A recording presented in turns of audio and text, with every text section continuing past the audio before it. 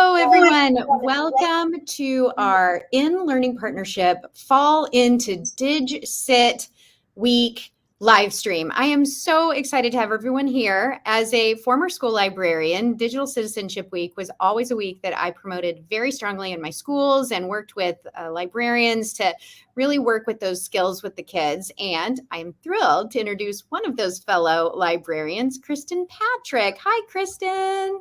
A pleasure to be here. This is so exciting. So she and I have both kind of transitioned into free range librarians who are without a library, but out and about.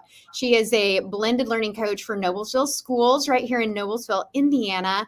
And she is also an associate professor for the old library school at IU. So it comes full circle there. Kristin, thank you so much for being here. And I'm super excited about your topic today on free isn't always free. All right, let's get started. Thank you for having me, Lena. All right, so share your screen for me. There we go. We're going to add that in, and I'm going to drop out and let you take it away. All right, so we're looking good? Okay. Well, it's such an honor to kick off this event about this very important topic, digital citizenship. These are some Google Slides that you are welcome to. If you want to access them now, bit.ly/DigCit not free, or this QR code should take you right there as well. Know that the commenting feature is on. So if you want to start some dialogue, or if there's something that I can provide clarification on a later time, I invite you to leave some comments on the slides. So like I said, it's been an honor to be invited as part of this event. And what I had originally, the assignment was free isn't always free. But I was sort of got thinking about this. I put my own spin on it, which is there's no such thing as free eBooks, which as maybe if you know me as a former school librarian or past president of Indiana State Literacy Association, people who know me know that if I'm not reading, I'm talking about what I'm reading, planning what I'm going to read next, or thinking about reading. And so reading truly is probably the biggest part of my identity. And I really didn't want to pass up this opportunity to talk about eBooks. So we have 20 minutes. And we have 3 big takeaways. And I know this seems ambitious, but I promise we're going to get there. And that's 1, authors and illustrators should be compensated for their work. 2, over-reliance on products with home subscription business models is not an equitable instructional practice, in my opinion. And 3, educators must weigh the benefits of free product trials with what they provide in exchange. So let's get started. eBook perceptions. And so I want to start here and sort of the rationale behind why I took this twist with this presentation is that I'm often approached, either email or social media of Kristin, where are the free ebooks, right? I just kind of, hey, where are they? And I think there's this belief that they're hiding somewhere. And so and not only do, people have reached out to me directly, but I also see it on social media. But I think this also has to do with some educators, and I'm not saying all of them, there's some bias toward ebooks or audiobooks that simply because of the format, it's somehow lesser or it should be freely available. So this is where we're starting the conversation. So just like a silly exercise, but when we think about like what readers do and our purchasing habits, ebooks aren't free, right? So Lincoln Highway right now is a bestseller. If you're an Amazon shopper, you know that you've seen this page many times. We have the Kindle price, the Audible price, the hardcover price. And do you see a free option? I don't see a free option. Now, before we go any further, I would say there is an exception, and that would be books that are in public domain.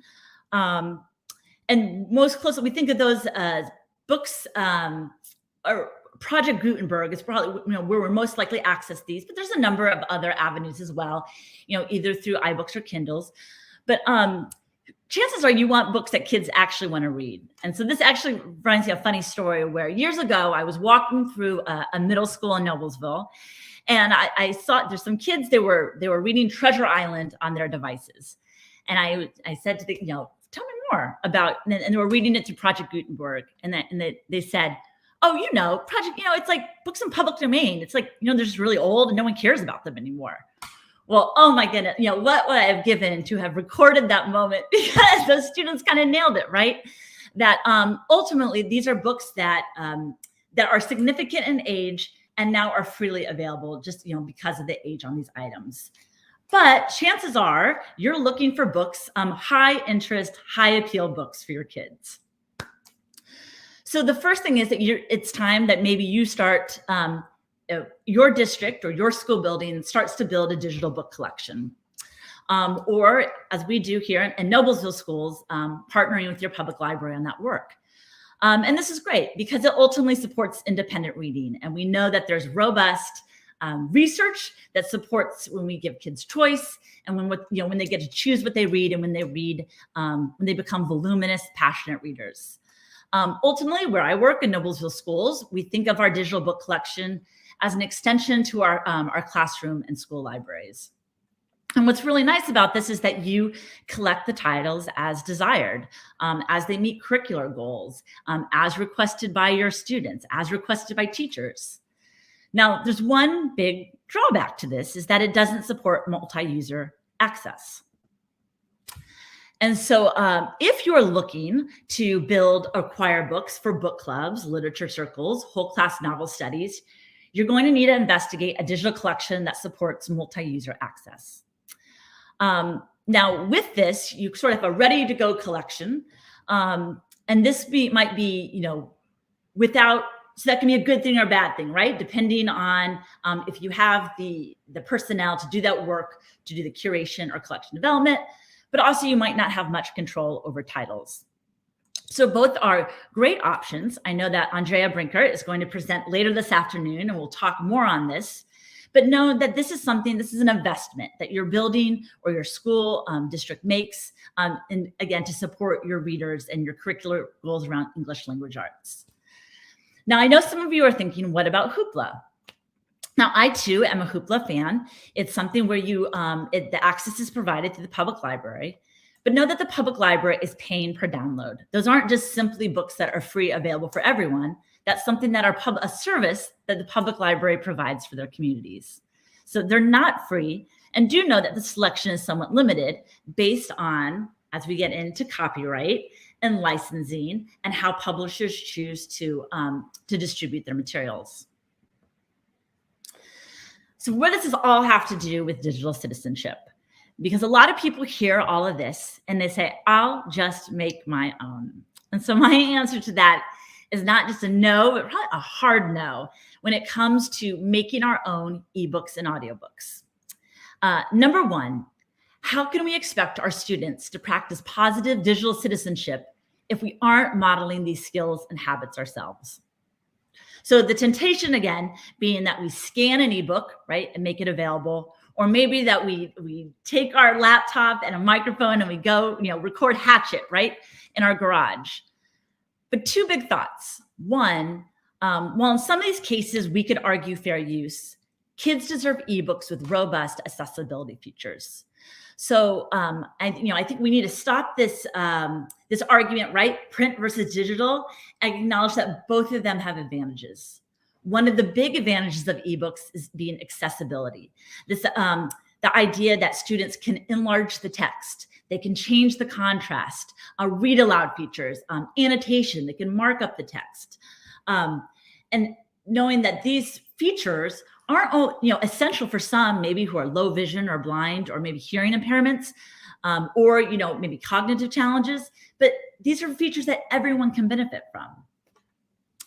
As well as kids deserve audiobooks with excellent narrators.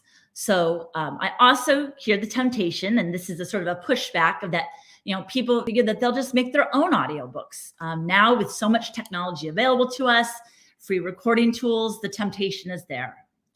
But I go back to that first bullet point, that we aren't modeling positive digital citizenship when we take these materials without permission. The bottom line, that authors and illustrators should be compensated for their work. It simply isn't fair just to help ourselves or to blatantly steal their work because they too need to be compensated. I debated whether to put this slide in here, but those of you wondering, where do you find the bargain print books? I will admit that they can be hard to find. But know that the Scholastic Warehouse sale still happens. It is relocated from Pike Township to now it's the Forum Building in Fishers, and I imagine that will be coming up in December. If you aren't subscribing, Judy Newman Book of the Week Scholastic, every week there's a book that they provide for $1, kind of like these flash sales. And then I also have several friends who are addicted to a website called bookoutlet.com. So that's probably the best lead I can give you on that. But books do cost money. So I'm not sure how many are with us this afternoon, but I know some of you are thinking, well, what about Epic? Well, I would argue that someone is picking up the tab on Epic, and that would be families. So knowing that Epic relies on a home subscription business model where they make their product so irresistible to kids during the day that they want essentially kids to go home and ask for their parents to subscribe. Now, something interesting about Epic is that they have sort of changed their terms a number of the times since the pandemic with that business in mind and keeping in mind that it is a for-profit company. I think back to as a teenager, I worked at this golf course and my friends and I, we would horse around and we would eat the snacks and totally be off task. And I remember the golf pro always saying, Kristin, this is a for-profit organization. And I would say the same about Epic. So this was a fascinating article that was in Wall Street Journal earlier this year. Goodnight Ninja, Knuffle Blobfish, children's books get the algorithm treatment. So this idea that Epic is collecting all of this data and now they're creating content. I like that word irresistible, to make it so irresistible that kids go home and ask their parents to subscribe at whatever the rate is now, $8.95 a month, $9.95 a month, I'm not sure. So my argument here in this sort of mini talk is that I don't see that as an equitable practice. If our goal is transfer, shouldn't we be promoting services and collections that students can access outside of the school day, right? As part of our English language arts instruction, we want them to become readers. We want them to become just part of their habits and something that we want to take with them outside of school. If they can't do that outside of that school day, I think that creates problems. As well as if you invest in an ebook collection, you also want to make sure those materials can be downloaded for offline access, knowing that a lot of families, the digital divide still is very real. And we have many families here in Indiana still without internet access. And then this other thought is, are we okay with parents believing a home subscription is necessary for academic success? And I would argue, my take is no. I'm not okay with that. Being a parent is overwhelming and scary and confusing, and we want the best for their kids. And we know that many parents will feel that this is something that they have to do for their kids to get ahead. And I think we really need to question that notion. So I don't want to sound as if I'm totally, completely throwing shade or dismissing Epic because it is a powerful resource. We know the kid appeal is there. We know, obviously I'm pro books. That's why I'm here this afternoon. But I do have some specific recommendations thinking about Epic. One, be transparent with parents from the beginning of the school year on how do you plan to use it. Don't provide family email addresses to edtech companies such as Epic, no matter how many times you are prompted. For me, at least, that aggressive marketing toward family where I've provided the email address, I know compromises my professional ethics. But also, I think, most importantly, that yes, you may use Epic, but make it a yes and. So be sure to promote additional ebook and audiobook collections as well. I briefly talked about a couple earlier. And like I said, I believe Andrea is going to address this as well later this afternoon. Bottom line, this over-reliance, so we can't let a school district refusing to invest in ebooks because they believe they have a product that relies on a home subscription model, I don't see this as an equitable instructional practice. And maybe perhaps the best way to describe it is that EPIC is a yes and. So to get back to the original assignment, free isn't always free. A couple thoughts on product free trial emails that were coming fast and furious to us in spring of 2020. We're seeing a lot of freemium, the allure that that products are offering free access, right? So what in exchange for what? Well, we know it's in terms of data. So if we're and sometimes we very well are comfortable with that exchange, but a couple other things to keep in mind, that these terms can change in us at any time. So knowing that when we get comfortable, right, with we have our workflow, we like how it's working for us, and we've seen this a lot over the last 18 months, where they change how many articles you can free, or when you can download, or between what hours. And so just knowing that those terms are sort of a moving target. And then second, limited support from your technology department. So yes, I'm part of the instructional team in Noblesville Schools, but I'm also part of the technology department. And I know that they are asked, or they support a large number of tools and systems within our school district. And it simply isn't fair to ask our support services to support all of these tools that we find free products for. So some considerations, be thinking about, what does this tool want in exchange for use with the young people I serve? The idea of there's no such thing as a free lunch. Something where I always want to push back on my colleagues is, can I accomplish the task with the native apps or my district's learning management system? Knowing that if you're looking for a discussion tool or a way to submit work or some of those workflows, there's a good chance that maybe your school district already has something that can accomplish that task. And then this third bullet point are student accounts required. So my friend and collaborator, Chad Heck, and I have been presenting a number of times for Keep Indiana Learning on this idea of student privacy, and knowing that we have to be very cautious about that management of student accounts. So just kind of a quick action step that I invite you to do this afternoon as part of this Digital Citizenship Summit is do a Google security checkup. I know not everyone is a Google school district, but I'm guessing a lot of us have an account, maybe even a personal one. But go to this website, myaccount.google.com/security, and you can see exactly how many services and how many products have you handed over your information, or you've enabled to sign in with Google. So I'm out of time to do a demonstration, but I believe it's pretty straightforward and you'll get the hang of it. So here are our three big takeaways. And I want to repeat them because I do feel firmly about them. Authors and illustrators should be compensated for their work.